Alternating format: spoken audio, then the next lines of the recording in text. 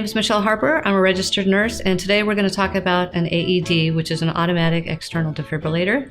It is used in medical emergencies, and the first thing that you need to do in a medical emergency is call 911 or designate someone to call 911. Then you need to designate someone or go get the AED yourself, and this is where we keep it. When you get the AED, what you need to do is grab this pouch. It has everything you need in it, and the AED. Once you have the AED, it's pretty simple. You just follow the instructions, 1, 2, and 3. First of all, you power it on. And apply defibrillation pads to patient's bare chest. Connect cable. Just follow the prompts. Here are the defibrillation pads. They are in this pouch. Just open it up. Plug in. It's right here. But using the pads, you put them here and down below so that you have good connection.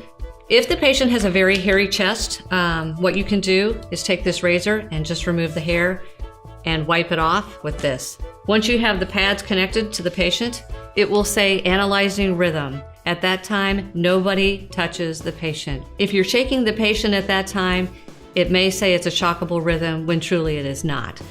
So nobody can touch the patient when you're doing analyze patient. It will tell you if it's a shockable rhythm or not. If it is a shockable rhythm, you can continue CPR at that time while you charge. You hit the red button for charge and it will say charging.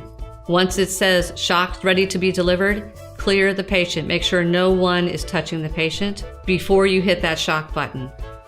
You can leave the pads on during the whole time. It will reanalyze that cardiac rhythm about every 2 to 3 minutes and let you know if the rhythm is still shockable, and it will run through the same scenario and stuff about every 2 minutes. It will tell you to analyze the patient, don't touch the patient during that time, and if the rhythm is shockable, and continue with that until the ambulance arrives with the ACLS crew. If a patient has an implanted pacemaker or defibrillator, it will usually be a small lump, usually in the left area or sometimes in the right area.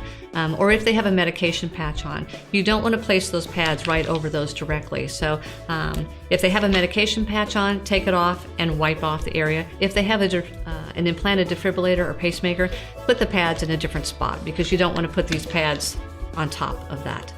And that's really all there is to it. Just follow the prompts and do what it says that you need to do. You'll turn it on, you'll connect it, you'll put the pads on, and it will tell you what to do from there. If you have any questions, don't hesitate to let us know. This is a nice emergency thing to have. It saves lives, and it's nice that we have one here in the church.